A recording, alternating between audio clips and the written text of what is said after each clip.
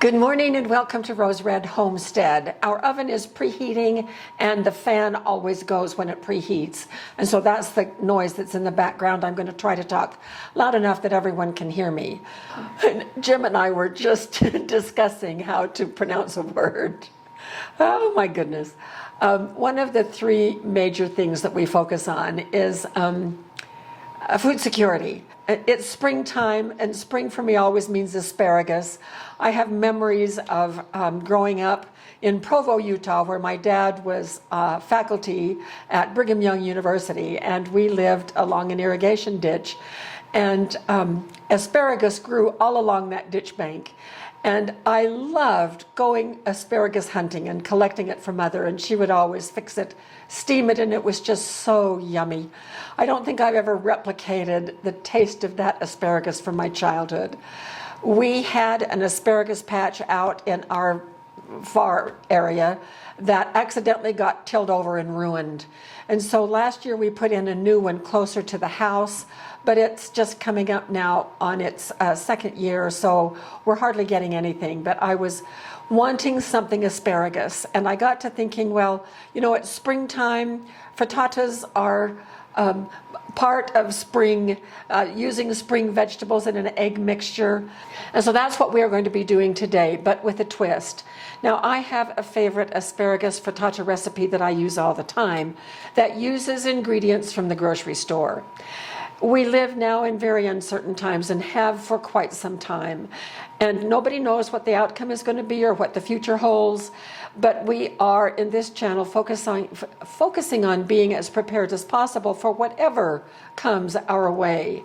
And in order to have that peace of mind and that sense that we can make it through this, we do need to be prepared.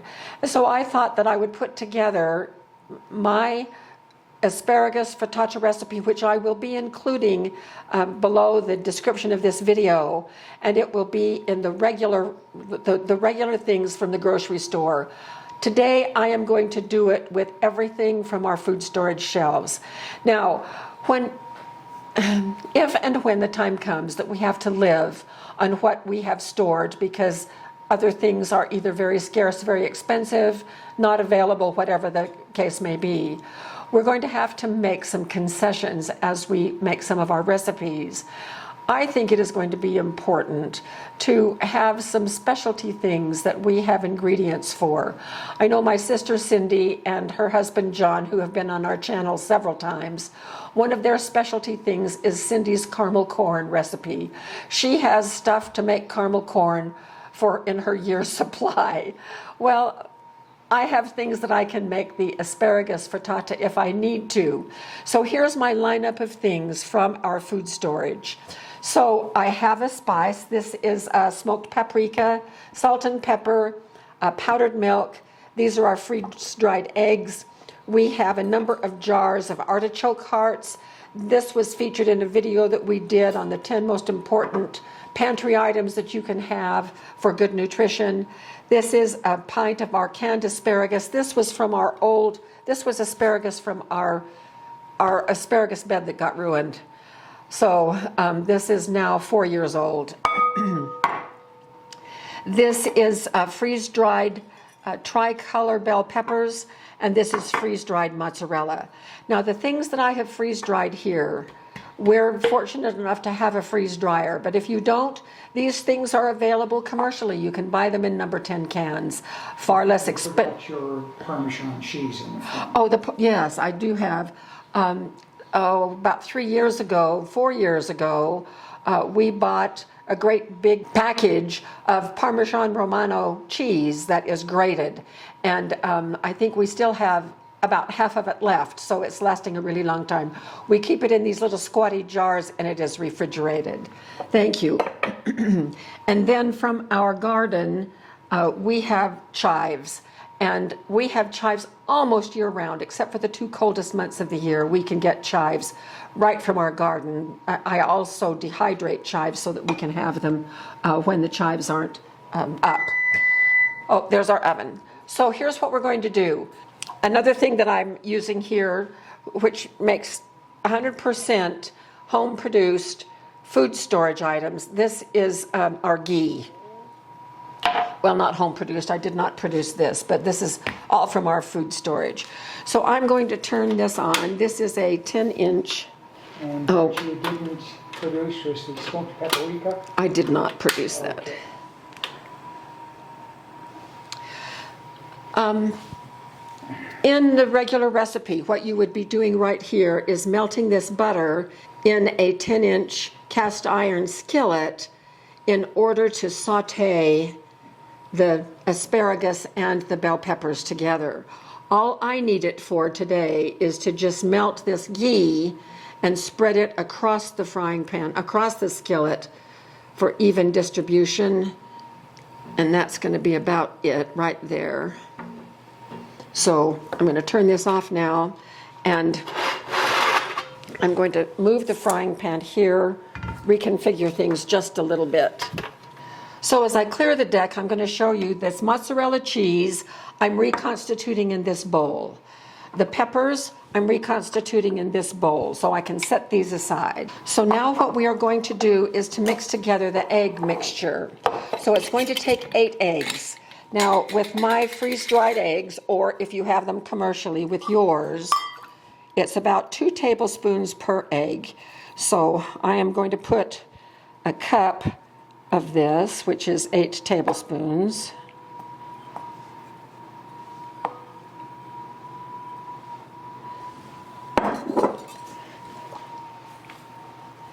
And the same amount of water.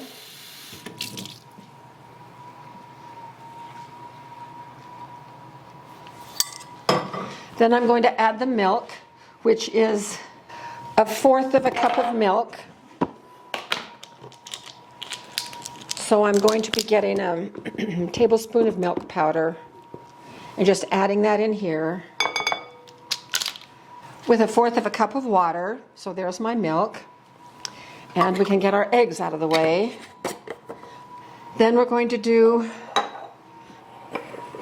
some salt and pepper. And just do this to your taste. We love pepper.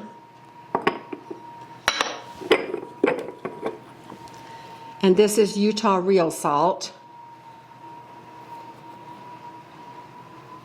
It's similar to the pink Himalayan salt, only we get it locally.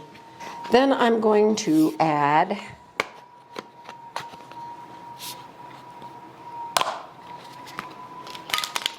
a 1/4 of a teaspoon of smoked paprika.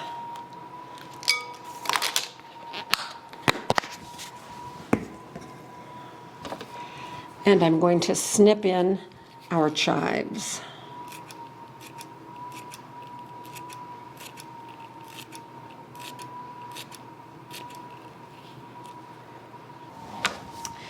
And we're going to whisk this together.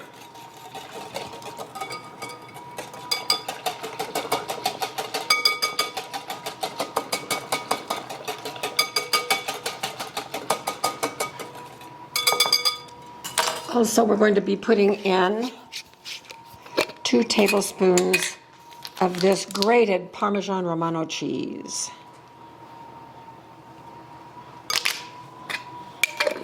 Oh, that smells so good. And whisk that.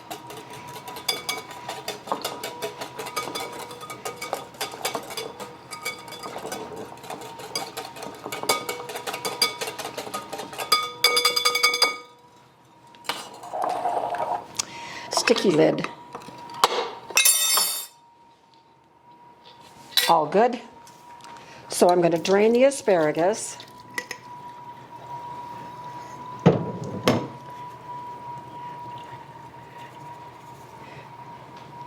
And this, of course, is very delicate because it's been canned. It's not at all like the asparagus would be if you got the fresh asparagus and just did it to the tender crisp stage. So this is going to be the bottom layer of our frittata. And I have not done a frittata with canned asparagus before. I know that it is going to be different. But I do also know it's going to be nutritious. And the only iffy thing is, I hope it tastes okay. Then we would also have the bell peppers, the diced bell peppers. And these are mostly for color. So I'm just going to scatter them around. So these are already soft. They don't need to be sautéed like you would do if you were using the fresh. And then also we have the artichoke hearts. These are marinated artichoke hearts. This is about a cup that I have diced. Very good for you. Adds a lot of nutrition here. We have some good fiber, protein with the eggs.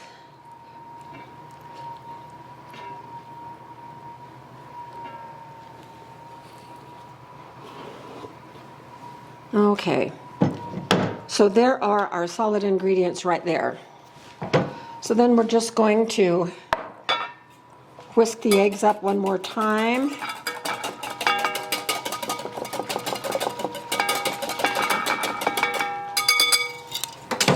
And pour the egg mixture. Ooh, I saw some lumps at the bottom there.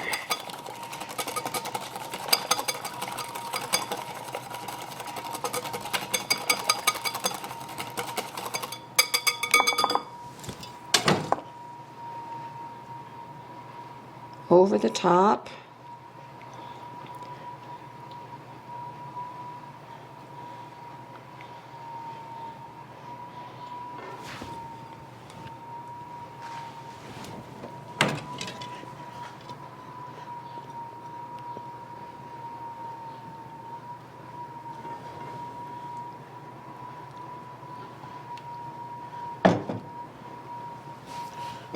And then with our reconstituted cheese,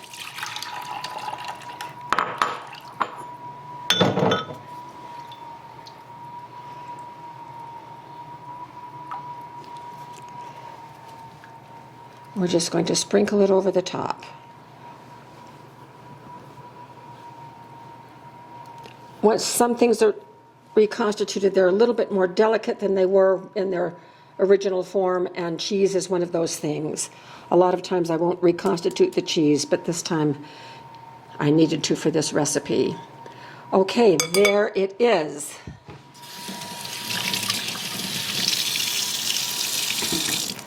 So it is going in the oven, and the oven is at 350, and it will take probably about 20 minutes. And what we're going to be looking for is for the eggs to be completely set and for it to be sort of puffy in the middle. So we will bring you back when we're ready to take this out of the oven. Well, here it is just out of the oven, and it's beautifully browned. It was a little bit puffy when I got it out. So let's cut this and see what it's like.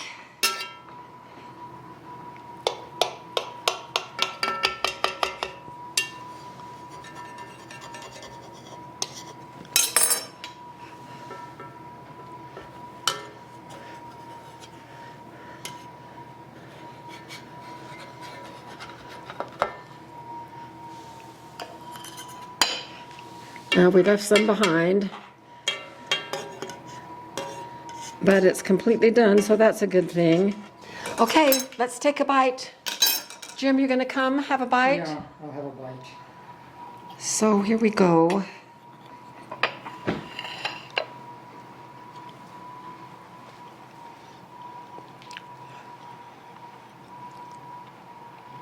It needs more salt. But other than that, I think it's really, really good. So Jim, do you want a bite? So here you go. See what you think. You said lacks some salt. Let me get some salt. So you're tampering with evidence. Just a little more salt. That should be enough. I think that will be enough, yes.